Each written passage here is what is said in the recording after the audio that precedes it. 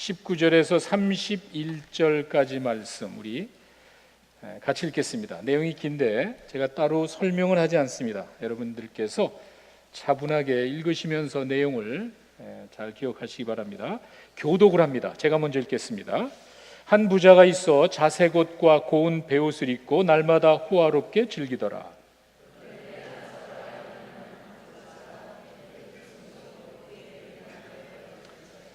그 부자의 상에서 떨어지는 것으로 배불리려 하매 심지어 개들이 와서 그 헌대를 핥더라.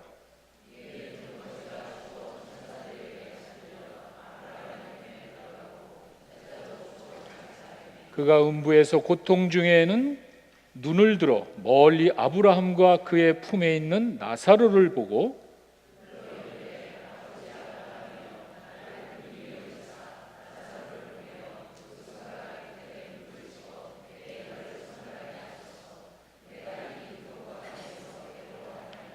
아브라함이 이르되 예 너는 살아있을 때에 좋은 것을 받았고 나사로는 고난을 받았으니 이것을 기억하라.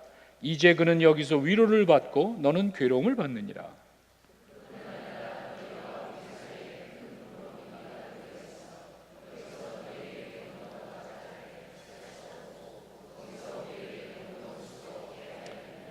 이르되 그러면 아버지여 구하노니 나사로를 내 아버지의 집에 보내소서.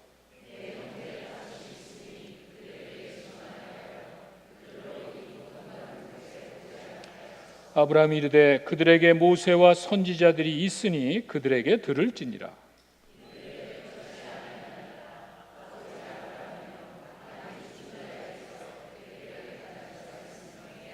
같이 읽습니다. 이르되 모세와 선지자들에게 듣지 아니하면 비록 죽은 자 가운데서 살아나는 자가 있을지라도 고난을 받지 아니하리라 하였다 하시니라. 기도하겠습니다. 아버지 하나님, 이 자리에 함께 계심을 믿습니다.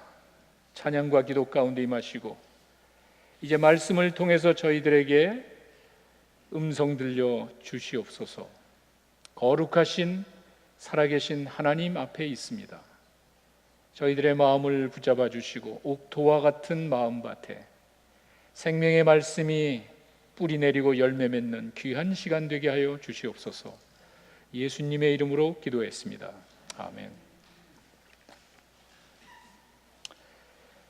오늘 이 비유의 말씀에는 몇 가지 특징이 있습니다. 저희가 먼저 그것을 생각해 보려고 합니다. 그 많은 비유들 가운데 유일하게 등장인물의 이름이 나옵니다.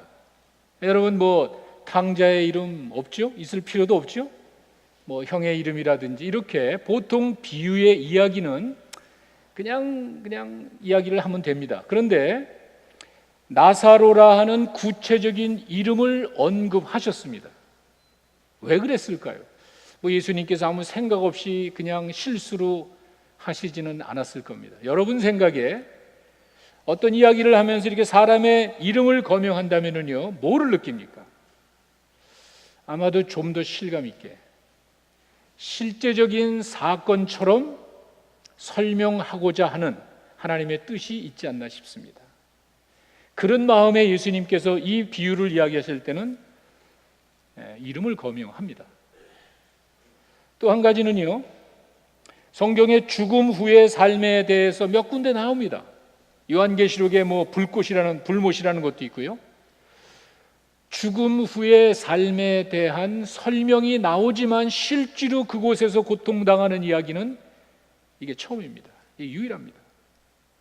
막연하게 사람들이 생각하는 그 고통의 장소가 의식을 가지고 막연한 그런 힘들고 고통스러운 장소가 아니라 정말 느낍니다. 아픔을 호소합니다. 그런 실감 있게 고통의 장소에서 정말 아픔을 호소하는 사람을 소개하는 것은 이거밖에 없어요. 선행을 강조하는 것이 아닌가. 왜냐하면 부자가 자기네 집에 와서 맨날 구걸하는 그 거지를 돌봐지 않아서 지옥 간 거, 음부에 간 것 아닌가. 만약에 그렇다면요, 우리 기독교가 다른 종교와 다를 바가 없죠. 남을 도와주지 않아서, 선한 일을 하지 않아서 지옥 간다? 우리 기독교가 다를 바 하나도 없습니다. 물론 이제 그게 아닙니다. 선행을 안 해서가 아니라 하나님의 뜻을 실천하지 않아서 그런 겁니다. 이건 제가 설명을 좀 드려야 될 것 같은데, 나중에 보시면 여러분 읽어보셨죠? 아브라함을 아버지라고 불렀습니다. 무슨 말이죠? 이 사람은 아브라함을 알고 있었습니다. 유대 민족의 최고 믿음의 조상입니다. 아브라함을 알았다는 것은요, 분명히 하나님도 알았습니다. 이렇게 유대인들은 하나님의 택한 백성으로 항상 어려서부터 율법, 하나님의 말씀을 묵상하며 자란 사람들이에요. 그래서 아브라함을 알고 아브라함을 아버지라고 부를 만큼 특권의식을 가진 사람입니다. 그런데 그 하나님의 마음을 헤아리지 못했습니다. 그게 문제였어요. 부자라는 이유 때문이 아니라, 부자가 도와주지 않았다는 것이 아니라 하나님의 백성으로 하나님의 뜻을 실천하지 않은, 그게 문제였습니다. 아브라함을 아버지라고까지 부를 수 있는 위치에 있으면서도, 그렇게 가까이 있으면서도 그 하나님의 마음을 모르겠어요. 헤아리지 못했다는 건지 아니면 무시했는지. 결론은요, 하나님의 말씀을 실천하지 않았습니다. 그래서 이 사람은 그런 결과를 맛보게 됐습니다. 성경에 많죠. 하나님의 마음이라는 건 어려서부터 율법을 배운 그 사람들은요, 어려운 게 아니죠. 제가 그 중에 하나만 소개하겠습니다. 레위기 23장 22절에 가시면은요, 이런 말이 있습니다. 너희 땅에 곡물을 벨 때에 밭 모퉁이까지 다 베지를 말고 떨어진 것을 또 줍지 말아라. 왜? 그것을 가난한 자와 이방 거류민을 위해서 남겨둬라. 난 너의 하나님 여호와야. 보세요, 하나님이 그런 분이에요. 어려서부터 이 사람들은 그런 하나님을 배웠습니다. 너희들 추수할 때 싹 쓸어오지 말어. 너희들 구탱이 있는 거 좀 남겨놔. 왜? 가난한 자들 줘야지. 만약에 하나님께서 율법을 그렇게 이야기하지 않았다면 이 사람들은 하지 않았을 거예요. 하나님께서 그냥 너희들 사람도 이렇게 얘기했다면 안 했을 거예요. 그러나 하나님의 명령입니다. 나는 하나님 여호와야. 절대로 싹쓸이 하지 마라. 가난한 자들을 도와줘야 되고 이방민족 오도갈 데 없는 거류민들을 위해서 너희가 이걸 해야 돼. 이렇게 하나님이 명하셨습니다. 이 사람이 몰랐을까요? 이 부자는요, 음식 한 접시를 쌓아 주어도 부족함이 없을 풍족한 사람이었습니다. 그렇죠? 날마다 그 사람이 입고 있는 옷이나 날마다 잔치를 한 거 보면은요, 음식 한 접시 싸준다 그래서 축날 게 없는 사람이에요. 풍요로운 사람이에요. 그런데 그에게 그런 마음이 없습니다. 어려서부터 들어온 하나님의 말씀이 없습니다. 자기 입으로는 아브라함을 아버지라고 부르지만 존경하지 않습니다. 내가 하나님의 백성이라고 특권의식을 가지고 있지만 실천하는 게 하나도 없습니다. 이렇게 하나님의 마음과 하나님의 말씀을 무시한 결과였다면 당연하지 않습니까? 단순히 선행을 안 한 게 아니죠. 그 이상의 의미가 있고 이 사람은 당연히 책망을 받을 만한 사람입니다. 한 가지 꼭 기억하십시오. 성경이 무조건 부자 자체를 정죄하고 부자는 무조건 지옥에 가라는 말이 아니에요. 그런 말이 없습니다. 반대로 그저 가난함을 미화시켜서 가난한 자는 무조건 천국 간다는 말도 아니에요. 그런 말이 없습니다. 부자도 천국 갈 수 있고요, 지옥 갈 수 있습니다. 가난한 사람도 천국 갈 수 있고요, 지옥에 갈 수 있는 거예요. 단순히 빈곤함과 부유함을 가지고 평가하는 게 아닙니다. 본문에서 이야기하는 것이 그런 게 아닙니다. 사실 모든 비유의 이야기 배경을 제가 여러분에게 말씀드렸죠. 그냥 예수님이 심심해서 이야기하는 건 아니잖아요. 이런 이야기를 하시는 이유가 있습니다. 바리새인들을 염두에 둔 거예요. 항상 하나님의 일에 거침이 되는 그 바리새인들, 하나님을 사랑하고 하나님을 섬기고 하나님을 정성껏 그 마음을 다해서 그냥 힘을 다해서 섬긴다는 그 바리새인들을 두고 이야기하는 거예요. 여러분 그 앞에 보시면은요, 누가복음 16장 13절에 하나님께서 이제 예수님께서 하나님과 재물을 겸하여 섬길 수 없다라고 이야기하니까 14절에 이 사람들이 비웃었습니다. 왜? 이들은 돈을 좋아하는 사람들이에요. 보세요. 너희들이 두 주인을 섬길 수 없는 것 같이 너희 마음속에 하나님과 재물을 동시에 섬기는 게 아니야. 그렇게 할 수 없는 거야. 바리새인들은요, 돈이 있습니다. 돈을 좋아하는 사람입니다. 비웃었습니다. 왜 그렇죠? 내가 돈이 있는데, 내가 하나님 섬기는 아주 그냥 뛰어난 거룩한 백성이면서 하나님이 축복해 주셔서 돈을 많이 가지고 있는데 두 개가 안 돼? 둘 중에 하나 포기해? No. 비웃었습니다. 그래서 19절 오늘 본문에 예수님께서 그렇게 돈을 사랑하고 돈에 집착하는 그 바리새인들에게 이 비유의 말씀을 하신 거예요. 물론 여기 나오는 부자는요, 바리새인을 의미합니다. 그걸 염두에 두셔야 돼요. 그래서 구체적으로 이 비유는요, 그렇게 예수님이 그 바리새인을 염두에 두고 부자의 초점을 맞춘 거기 때문에 거기에는 우리가 많은 것을 배울 수 있지만, 예를 들어서 이 가난한 사람, 이 사람은 예수 믿었다는 말도 없고 하나님 섬기 이런 말도 없습니다. 그런데 상대적으로 이제 설명을 하는 거죠. 이제 그것을 여러분이 염두에 두시면 됩니다. 성경에서 말하는 부자는 세상 기준과 좀 다릅니다. 아니, 하나님이 보시는 부자는요, 재물을 많이 가지고 있는 사람이 아니에요. 재물을 많이 나누는 사람이 하나님 보실 때 부자고, 많이 가지고 있는 게 중요한 것이 아니고 그 가지고 있는 것을 어떻게 쓰는지 하나님이 관심 있는 거예요. 이게 성경에서 말하는 부자고, 내 것을 가지고 이게 하나님의 것이기 때문에 하나님이 나에 주신 이것을 가지고 하나님을 위해서 또 사람들을 위해서 얼마나 사용하는지 결과를 이야기해 주는 거예요. 그것이 오늘 이 비유의 이야기입니다. 하나님이 주신 재물을 가지고 하나님 사랑하는 영혼들과 하나님을 위해서 사용하는지, 이걸 보는 겁니다. 이것을 구체적으로 신약 성경에 가면은 고린도전서 10장 33절에 31절에 그런즉 너희가 먹든지 마시든지 뭘 하든지 다 하나님의 영광을 위하여 하라. 여러분 많이 들으셨죠? 보세요. 내 가진 시간과 내 가진 재능과 내 가진 재물 모든 것이 누구의 겁니까? 그게 키예요. 만약에 내 시간과 내 재능과 재물이 내 거라고 생각하면 이렇게 할 수가 없죠. 그러나 내가 예수님을 믿었을 때는요, 나의 구세주와 주인으로 영접했을 때는요, 내 삶을 드린 거예요. 그분에게 내 삶을 드려서 내가 죄인이 되었다가 하나님의 자녀가 되었고요, 이제는 죄 가운데 방황하고 정죄받은 사람이 이제는 하나님의 사랑받는 자녀가 됐습니다. 주님의 것이에요. 그렇기 때문에 내가 뭘 먹든지 하나님의 영광을 위해서 하는 것은 별로 중요한 게 아니에요. 왜? 그렇게 우리가 헌신을 했습니다.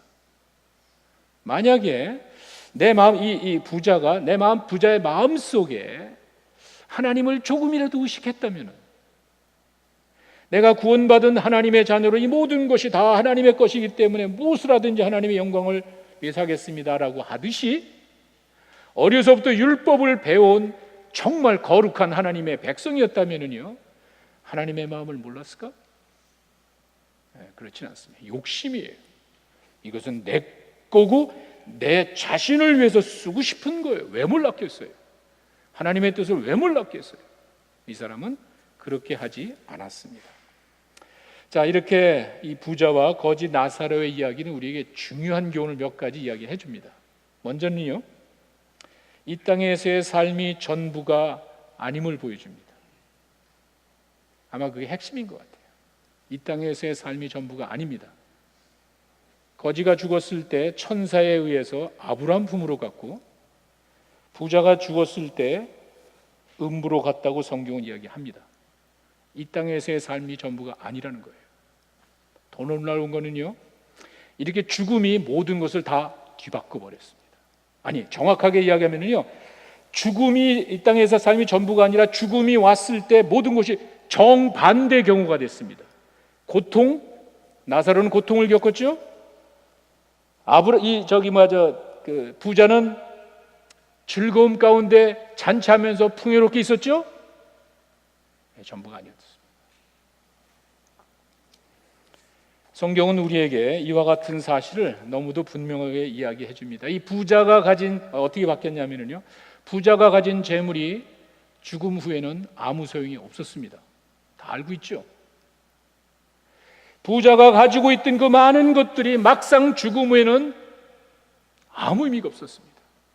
반대로 거지 나사로가 당했던 그 고통이 죽음 후에는 존재하지 않습니다. 전부가 아니더라고요.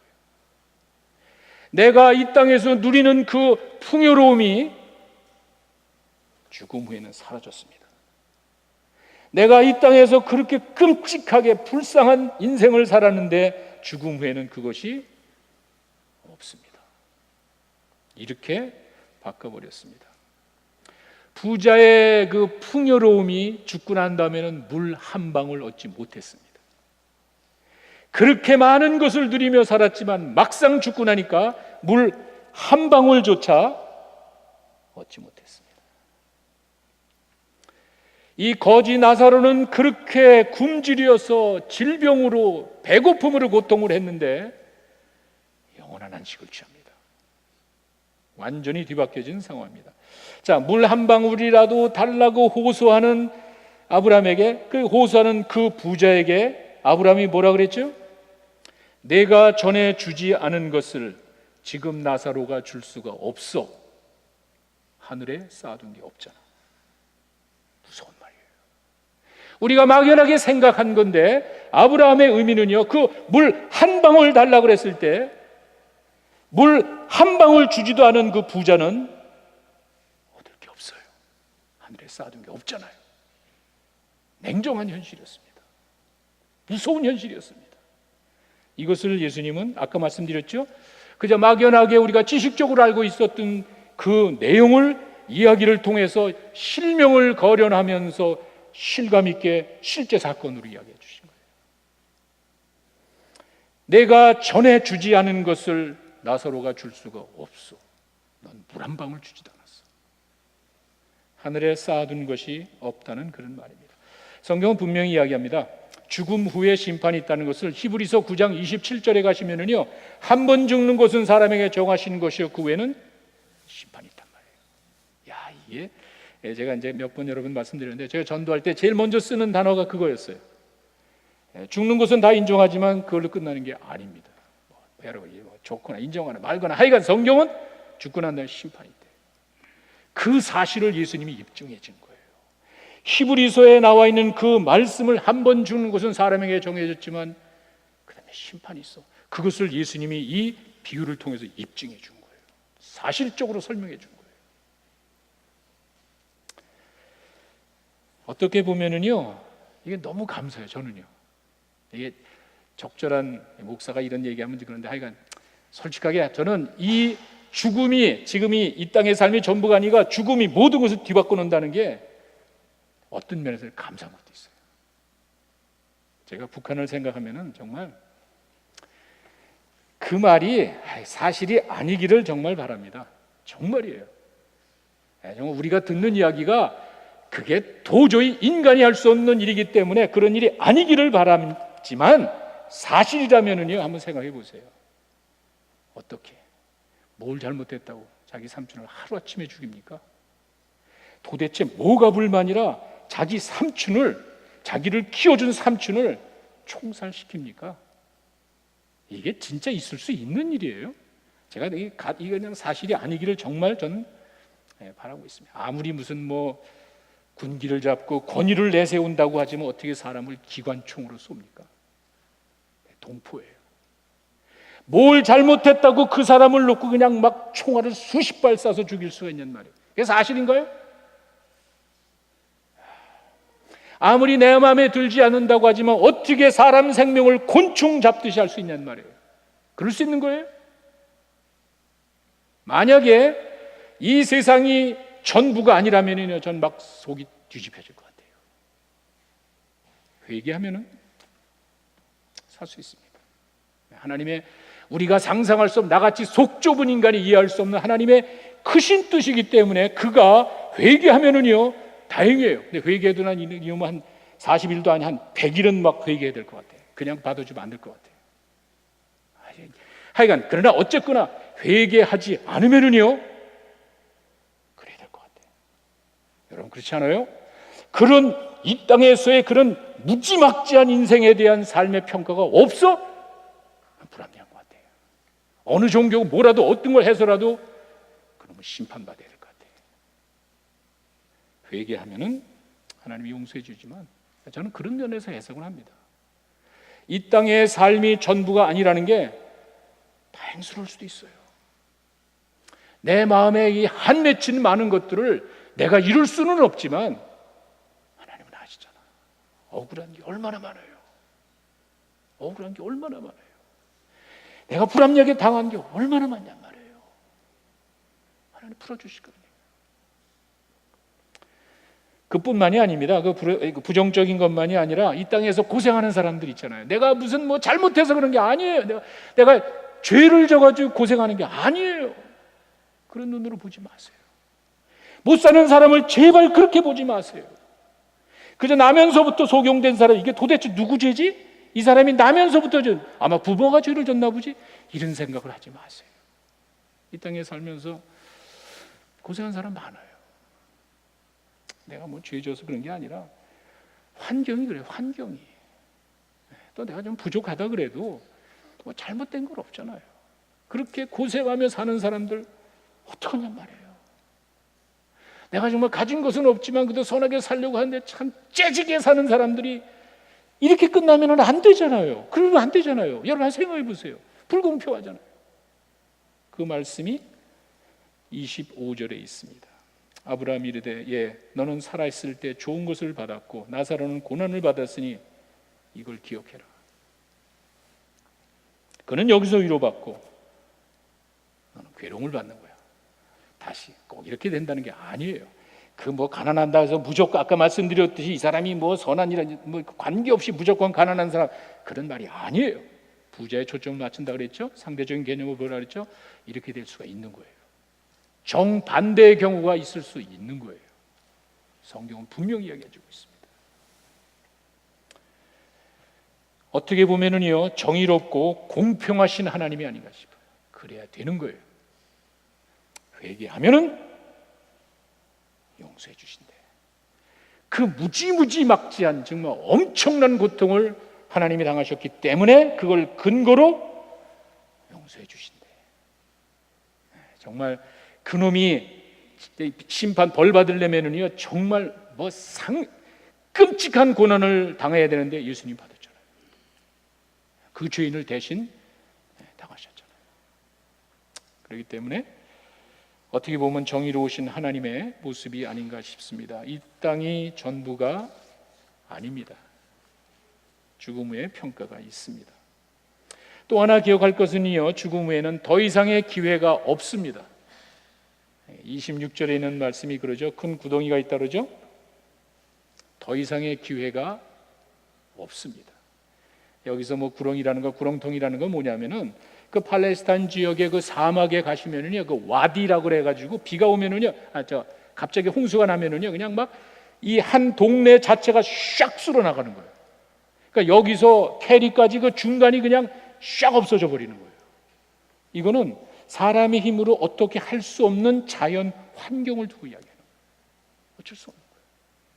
그게 있다는 거예요. 그게 지금 이 아브라함의 그 사이드와 지금 이 부자의 사이드가 아브라함이 도와주고 싶어도 이 부자를 도와줄 수 없는 엄청난 구렁텅이었다.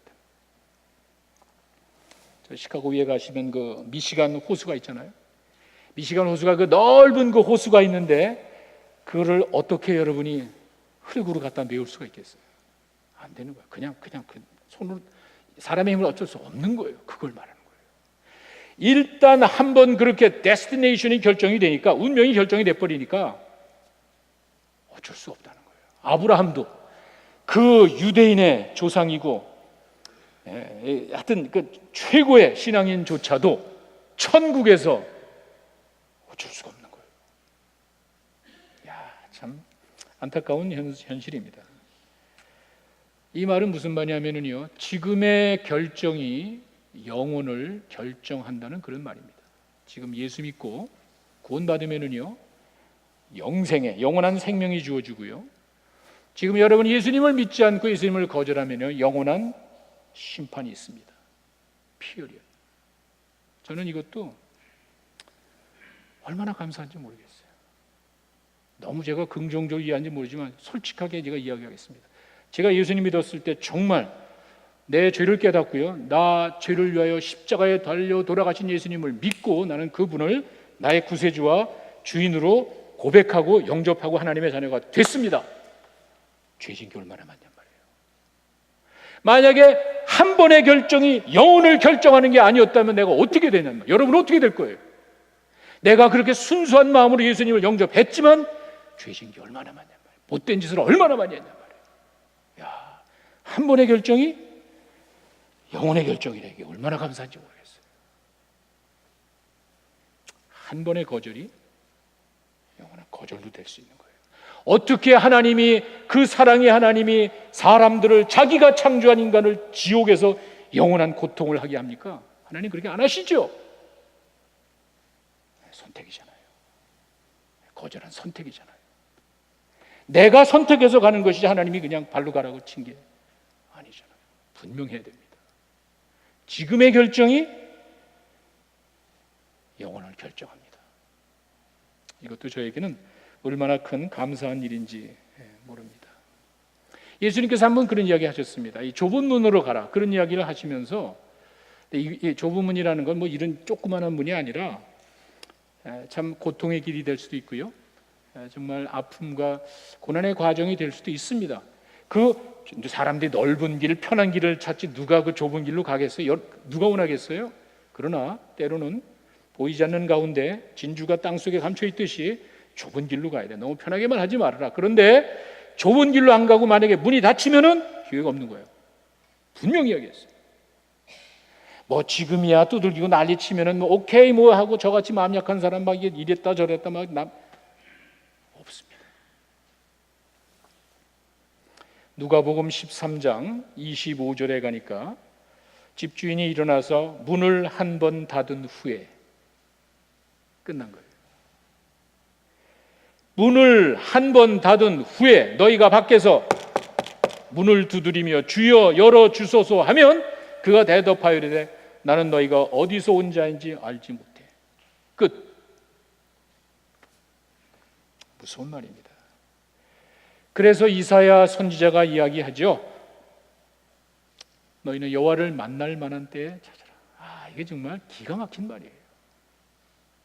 너희는 여호와를, 이사야 55장 6절에 너희는 여호와를 만날 만한 때 찾아라. 가까이 계실 때 그를 불러라. 뭐죠? 기회가 항상 있는 게 아니에요. 나에게 그와 같은 기회가 왔을 때는요, 순수해야 되는 거예요. 뭘 고민하십니까? 내가 이 세상을 떠났을 때 나의 그 데스티니가 지금 결정이 된다는데 뭘 망설이냐는 말이에요. 무슨 증거가 더 필요하냐는 말이에요. 좀 더 가까이 가니까 사도 바울이 이야기를 합니다. 고린도 후서 6장 2절이죠. 이르시되 내가 은혜 받을 때 너에게 듣고 구원의 날에 너를 도왔다 하셨으니 봐라, 지금은 은혜 받을 때다. 구원의 날이다. 무슨 말이죠? 예수님이 다 이뤘잖아요. 구약의 백성들은 참 고생 많이 했지만, 율법적인 힘들었지만 죄인이 당할 고통을 다 당하시고 죄인의 죽음 당하셨기 때문에 여러분들에게 은혜가 임하는 줄로 믿습니다. 그냥 오는 게 아니에요. 지금이 은혜 받을 때예요. 이전 성도들이 몰랐던 그런 놀라운 특권이 우리에게 주어진 거예요. 믿으면 되잖아요. 왜? 내가 믿음은 고백, 이게 너무 간단한 것 같이죠? 너무 쉬운 것 같이 느껴지죠? 십자가를 몰라서 그런 거예요. 예수님이 그런 끔찍한 고통을 당했기 때문에 그 은혜를 인해 내 믿음이 역사하는 힘이 있는 거예요. 은혜가 없다면 아마 우리보다 모슬렘이 믿음이 더 좋을 거예요. 아니, 샤머니즘 믿는 사람 믿음이 더 좋을 거예요. 십자가가 없습니다. 예수님의 십자가가 없기 때문에, 은혜가 없기 때문에 그들의 노력은 아무 소용이 없는 거예요. 그러나 지금은 은혜 받을 때고 구원의 날입니다. 이 좋은 기회를 놓치지 않는 여러분 되시기를 바랍니다. 지금이 영혼을 결정해요. 영혼을 결정해요. 죽음 이후에는 기회가 없습니다. 사실 이 회개하는 내용도 보면은 때가 있는 것 같아요. 때가 정말 하나님께서 뭔가 이렇게 살짝 보여주신다든지 뭔가 감동을 주시는 때가 있는 것 같아요. 저는요, 가룟 유다를 볼 때마다 동정하고 이런 사람 많은데 하여간 가룟 유다를 볼 때마다 참 똑똑한 사람이거든요. 예수님께서 그 자기 재물을 12명의 그 재정을 다 맡길 정도로 머리 잘 돌아가는 사람이었는데 참 이해할 수가 없어요. 예수님이 제 기회 한 3번인가 4번 이야기했습니다. 나를 팔 거라고. 나를 팔 자가 여기 앉아 있다고 이야기하면서 그 당사자 앞에서 예수님이 3번을 이야기했어요. 마음을 닫잖아요. 저는요 이해할 수가 없어요.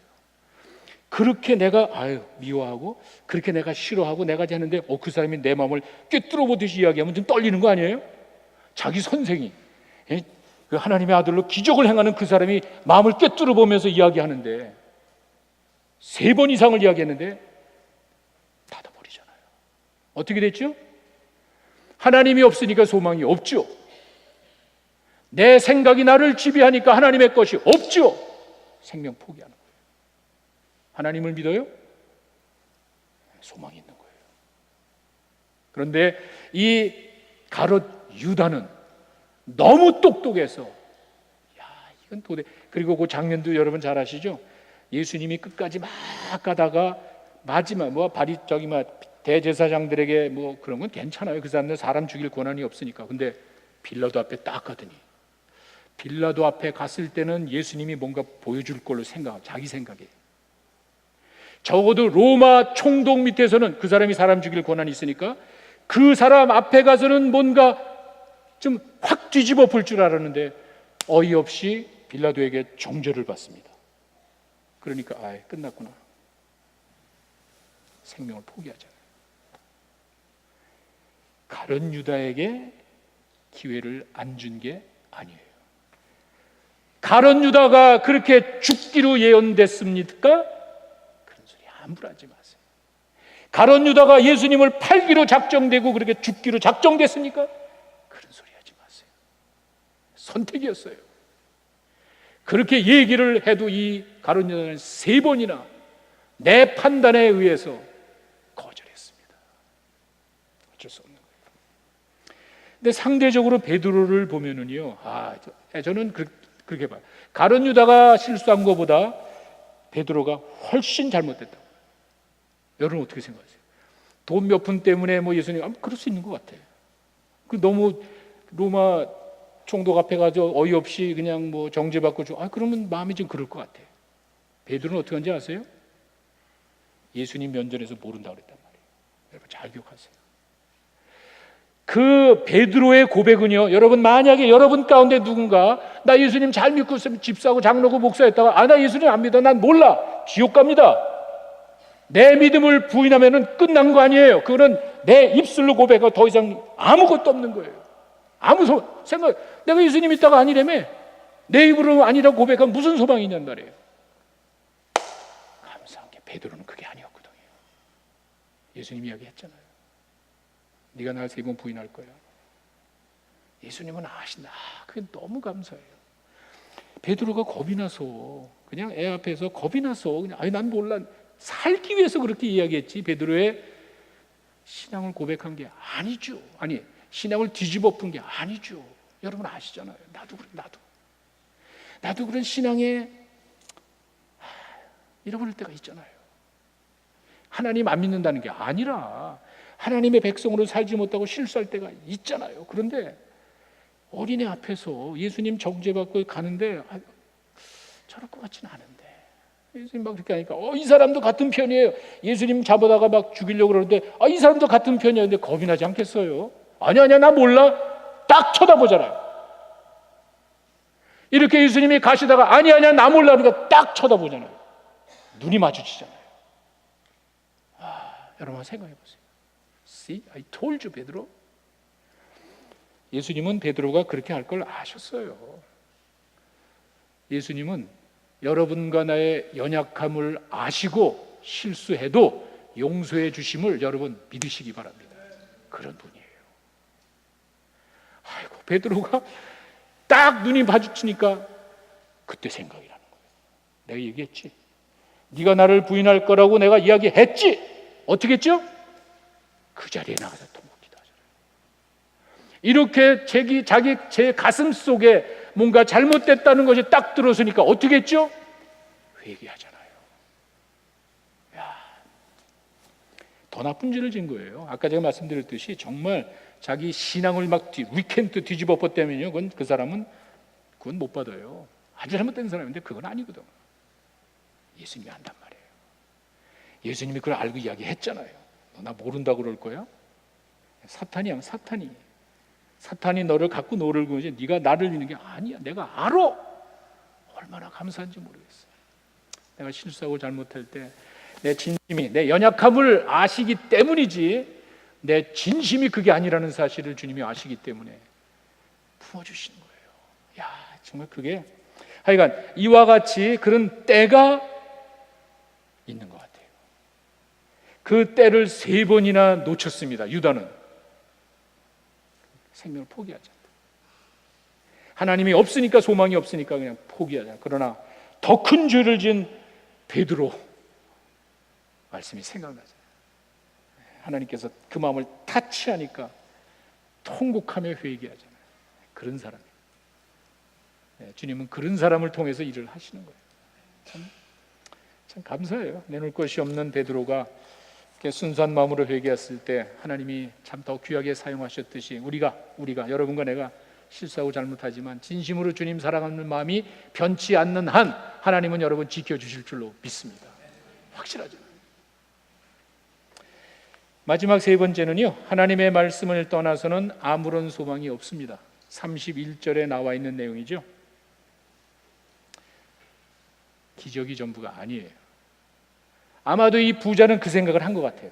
맨날 자기 집 앞에서 그냥 그지가 이렇게 동냥하는 걸 봤기 때문에 만약에 나사로가 다시 자기 집에 가면은요, 이 사람이 죽은 거 분명히 아는데 다시 가면은요, 어떻게 했어요? 여러분 생각해 보세요. 평소에 내가 우리 집 앞에서 막 그지가 한번 내가 거들떠보지도 않는데 죽었단 말이에요. 근데 그지가 살아서 돌아왔어. 그래서 이야기하는 거예요. 이 사람이 당신 부자가 이름 모르겠어요. 그 부자가 지금 아브라함 품에 가 있습니다. 나를 다시 보냈습니다. 여러분이 해야 됩니다. 가족이 뒤집어졌을 거예요. 깜짝 놀랐을 거예요. 그게 진짜 믿음이 아니라는 거예요. 자, 안타깝게 이 부자의 요청은요 모두 거절이 됐습니다. 물 한 방울 주십시오. 안 돼. 너 싸는 거 하나도 없잖아. 그러면은 나사로를 보내서 우리 집에 가가지고 여기 제발 오지 못하게 좀 이야기 좀 해주세요. 아무 소용이 없어. 왜 그렇죠? 23절에 가면은요, 29절에 가시면요, 누가복음 16장 29절에 아브라함이 이르되 그들에게 모세와 선지자들이 있으니 안다는 거예요. 하나님의 말씀을 알고 있다는 거예요. 거기 있으니 그들에게 들을지라. 그렇게 해야지 너도 그렇게 하나님의 말씀을 강조해도 듣지 않고 네 욕심대로 살았는데 나사로가 와서 막 여러분 그럴 것 같지? 그건 진심이 아니야. 그 믿음이 구원받을 믿음이 아니야. 소용이 없어. 하나님의 말씀을 떠나서는 아무 소용이 없는 것이야. 그건 가짜야. 왜 가짜인지 제가 여러분들에게 말씀드립니다. 근데 하여간 이와 같이 첫 번째 이유는요, 그들에게 모세와 선지자가 있다는 말은 하나님의 말씀을 알고 있잖아. 순종하면 되는 거예요. 순종하면 되는 거예요. 뭐 다른 게 뭘 더 해. 그 하나님의 말씀을 정말 인격적으로 내가 믿고 받아들이는 것이 중요하지, 무슨 기적을 보고 죽은 자, 그게 진심인가요? 네, 그게 아니지. 모세와 선지자가 있다는 것은 하나님의 말씀을 알고 있는 사람들이 순종하면 되는 거예요. 심플. 더 이상 다른 이유가 없고. 두 번째, 죽은 사람이 가면은 좀 될 것 같아? 어떤 기적도 하나님의 말씀을 떠나서는 소용이 없다는 거예요. 이 증거가 뭐냐면은 또 다른 나사로의 이야기 여러분 아시죠? 요한복음 11장 가시면은 그래서 아마 이 나사로가 이름이 비슷한 거 유명한 이름이라 한 것 같아. 진짜 나사로가 있었습니다. 베다니에 사는 마리아와 마르다 집에 오라비 남동생이 하나가 있었는데 이 친구가 죽었어요. 예수님이 그 예루살렘 왔다 갔다 하실 때마다 그 집에 머물렀어요. 그리고 마르다가 음식을 해줬어요. 그 음식을 맛있게 먹었어요. 그래서 항상 그 집에 왔다 갔다 하면서 아주 친하고 예수님이 사랑하는 가족의 젊은이가 죽었어요. 예수님이 며칠 있다가 가가지고 나사로를 살렸어요. 여러분 잘 기억하세요? 죽은 지 3일이 돼서 썩은 냄새가 납니다. 무덤을 열어라. 무덤을 돌문에 된 걸 열고요. 그 다음에 나사로야 나와라 그랬을 때 수족을 동요맨 배우수로, 그러니까 우리말로 수의를 칭칭칭칭 동요맨 그 흉측한 썩은 냄새 나는 나사로가 걸어 나왔습니다. 잘 기억하세요? 그거는 예수님이 우리에게 이야기하는 부활하고는 다른 거예요. 예수님의 부활은요, 풍선에 바람이 슉 빠지듯이 돌무덤에 문이 콱 닫혀 있는데 그냥 나온 거예요. 제한이 없는 거예요. 그게 부활의 육체. 우리가 나중에 그걸 말하는데 지금은 그게 아니에요. 그냥 썩은 그 냄새나는 송장이 막 살아서 나와요. 여러분 생각해보세요. 얼마나 놀랐겠어요. 11장 46절에 보면은요, 그 중에 어떤 자는 바리새인들에게 가서 예수께서 하신 일을 알리니, 보세요. 예수가 죽었다 살아난 것을 보고 믿은 사람이 있습니다. 깜짝 놀라가지고 믿은 사람이 있습니다. 당연히 그럴 수가 있겠죠. 그런데 일부 사람들은 46절에 가가지고 바리새인들에게 알렸고요. 53절에 가니까 뭐라고 돼 있죠? 이날부터 그들이 예수를 죽이기로 모이를 해요. 죽은 자가 살아난 그날 믿은 게 아니라 죽이겠대. 여러분 잘 기억하세요. 하나님의 말씀이 없이 기적은 아무 의미가 없는 거예요. 다시 성경에 기적이 수없이 나고 지금도 기적은 얼마든지 일어날 수 있는 거예요. 이것은 하나님의 역사를 입증해 주기 위한 수단으로 나타나는 것이지 이것 자체가 의미가 있는 게 아니에요. 요술쟁이가 아니에요. 예수님은 내가 하나님의 말씀을 하는데 믿지 않으니까 이것을 입증하기 위해서 쓰는 거예요. 이거 없이 요술쟁이 하나님을 믿으면 안 되는 거예요. 예수를 죽이려고 그러잖아요. 하나님의 말씀을 믿지 않는, 하나님의 아들을 믿지 않는 그 사람들이 당연하죠. 예수가 죽었다가 살아난 그 사람을, 나사로가 예수가 죽었다 살아난 그 사람을 딱 보는 그 순간 이놈의 새끼 죽여버려야 되겠어. 믿은 게 아니에요. 그 진정한 믿음이 아니에요. 하여간 부자의 안타까운 그 요청은 불행하게 모두 거절이 됩니다. 이미 알고 있는 하나님의 말씀에 순종하면 되기 때문에 그럼 다른 어떤 요인이 필요한 게 아니에요. 사랑하는 성도 여러분, 부자와 거지 나사로의 이야기는 우리가 이 세상을 떠날 때 무슨 일이 일어나 그걸 가르쳐주는 거예요. 우리가 이 세상의 삶을 마감할 때 아무도 모릅니다. 주님만이 아시잖아요. 그 얘기를 해주시는 거예요. 이 땅에서의 삶이 전부가 아닙니다. 뭔가 평가가 있습니다. 그리고 죽음 후에는 더 이상의 기회가 없습니다. 지금 아셔야 돼요. 지금.